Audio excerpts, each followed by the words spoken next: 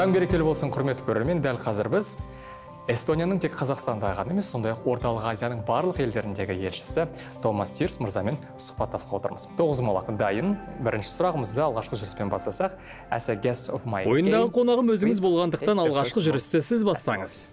Окей. Жақсы, бұл менің тоғызқұмалақта алғаш рет ойнауым болып отыр. Дұрыс, бір құмалақты қалдырасыз. 1, 2, 3.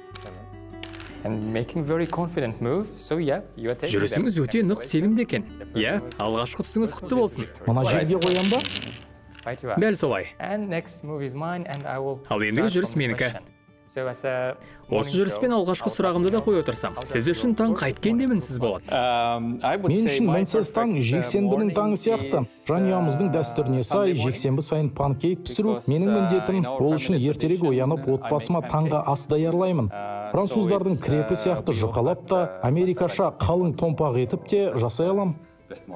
Бұл сонда барлық эстон әкелер мен күйеулерге тән рет пе? Таныстарымның арасында демалыс күнгі таңға асты дайындайтындар аз емес, бірақ өзім үшін омлет пен панкейк пісіру сенбі жексенбідегі міндеттерімнің бірі. Қандай жақсы. Келесі сұрақ бізді не біріктіретін жайлы болсын. Тарихымыздың түйісетін жерлерін ескерсек, Қазақстан мен Эстонияның ұқсастығы неде деп ойлайсыз? Ең әуелі екі елдің егемендік пен бостандықты жоғары бағалау ұқсас. Бұны кеңдікке ұмтылудан байқауға бола ма деймін. Сіздер ұлан-ғайыр даланы сүйсеңіздер, біз ұшы-қиыры жоқ теңізге асықпыз. Ал екіншісі ұлттық өнерге деген махаббат. Сіздер де, біз де оны өте мақтан тұтамыз. Сіздердегі Наурыз мерекесі сияқты біздің 5 жылда бір өткізетін өнер фестиваліміз бар.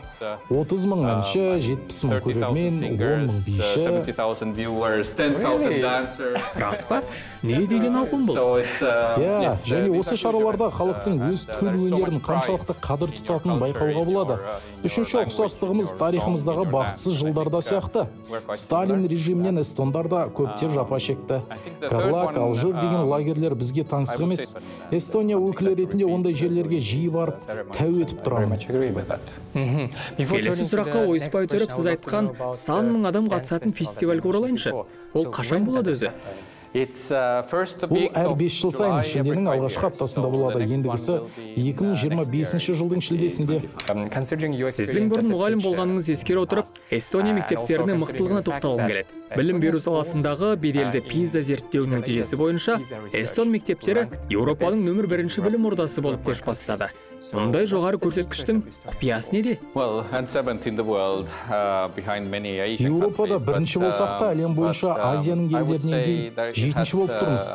Кәрі құрлықта үздік болуымыз әр бала біз үшін маңызды деген ұстанымымыздан. Әр жас сапалы білімге қол жеткізу керек, сабаққа келген балалардың қарны аш болмасын деп, бастауыш сынып оқушыларына тегін тамақ ұйымдастырылған. Сосын мұғалімдерімізде сабақ бағдарламасын даярлауда тәуелсіздік бар.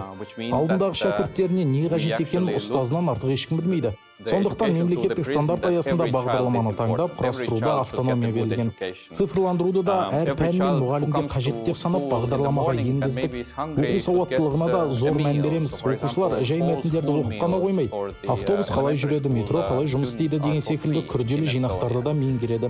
Солай айналасының қалай жұмыс істеп тұрғанын түсінеді. Сіз айтқан PISA зерттеуі 15 жастағы баланың болашаққа қаншалықты даяр екенін көрсететін фото сияқты. Және эстон оқушылары келешекке толықтай дайын деп зор сеніммен айта аламын.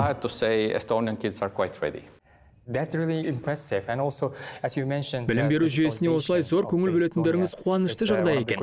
Және сіз атаған цифрландыру саласында Эстония әлемнің үздіктері қатарында электронды үкімет жүйесін құрастырарда Қазақстан Эстониядан біраз нәрсе үйренді. Эстонияның цифрландыру саласында держава тануының сыры неде? Дәл осындай жоғары бағаны Қазақстанға да берсек артық болмас. Біздің электронды үкіметіміз әлемнің үздіктері қатарында. Сіздердегі банк саласының цифрландырылуы да тамаша жетістікке жеткен. Өте ыңғайлы жасалған Эстонияның цифрландыру саласындағы жетістігіне халқымызға тән тұйықтық себеп пе деймін. Адамдармен сөйлескенше компьютермен коммуникация құрған оңай сияқты. Турасына келгенде бұның бәрі уақыт үнемдейді, жемқорлықтың алдын алады. Қазақстанмен осы саладағы байланысымызды және берген жоғары бар бағаларыңызды мақтан тұтамыз. Сұхбатымыздың басында тарихи ұқсастықтарымызға тоқталғанда, Эстониядағы эстон тілінің жағдайын сұрағым келді. Қазір эстондар өз тілдерін қаншалықты меңгерген? Эстон тілі қандай деңгейде? Сіз енді 6 тілде сөйлейтін полиглотсыз ғой. Лингвистикалық ахуал жайлы айтып отырмыз. Бұл жерде екі дүниеге мән бергім келіп отыр. Алғашқысы, біз эстон тілінде сөйлеуді зор құрмет көреміз. Эстон тілінде бар жоғы 1 миллион адам сөйлейді. Және бұл тіл біздің кинодағыдай құпия әңгімелеріміздің тілі сияқты. Бізден басқа ешкім түсінбейді. Өзара эстонша сөйлесу жүрекке өзгеше жылу сыйлайды. Егемендігіміздің 32 жылына қарап, эстон тілінің статусы бойынша еш алаңдаушылық жоқ дер едім. Айтқым келетін екінші дүние, біздің тілдер сияқты сөйлеушілері аз халықтар өз тілдердің цифрлы платформалардағы қолданысына көптеп көңіл бөлу керек. Компьютерлер Google мен Apple, ChatGPT, қазақша, эстонша сайрап тұрсын. Жасанды интеллектте сөйтсін. Бұл жөнінде сіздердің университеттеріңіз жақсы бастамалар көтеріп жатыр. Тілдердің сақталып қалуының жарқын болашағының тағы бір жолы осы деп ойлаймын. Дұрыс айтасыз. Сұхбаттың қызық болғаны сонша жүріс жасауды ұмытып барады екенбіз. Ал енді аш жібердің жүрісі көрейік. Жоға, отаудағы құмалақтардың саны көп болып жатыр. Атсыраудағы жалғыз амалым осы болып тұр. Көп ұтысқа қол жеткізбесем де, көп дүниені естіп білген сұхбат болды. Дәл солай бізді тыңдап отырған көрерменге күн басар жылы лебізіңіз болса. Рұқсат болса, бағана талқылаған PISA зерттеуінен бір мысал келтірсем. Адамның білімі, академиялық жетістігі арту үшін бірге ұжым болып атқаратын жұмыстары көп болу керек екен. Бүгінгі таңда айтар тілегім, дастархандарыңыздан береке кетпесін. Жаңағы зерттеу бойынша балаларыңызбен қаншалықты кешкі асты жиі бірге ішсеңіздер, олардың математика бойынша көрсеткіштері соншалықты жоғары бола түседі екен. Рас па? Қалай сол? Рас, бала үшін аса маңызды әрекеттердің бірі ата-анасымен сөйлесу. Ал кешкі астың дастарханы бұл үшін тамаша платформа. Күнінің қалай өткені, нендей жаңа дүниелерді үйренгені, ата-анасының қандай көмек қажеттігі барлығын талқылап отырған жөн. Күнде осыны әдетке айналдырсаңыз, балаңыздың математика бойынша жетістігі мықты бола түседі. PISA зерттеуі солай деп отыр. Мәссаған. Осы екі дүниенің сонша байланысты екенін елестетіп те көрмеппін. Көрермендердің арасында да мен сияқтан қалып отырғандар көп деп ойлаймын. Ойын дәптерлеріңізге түртіп отырыңыздар.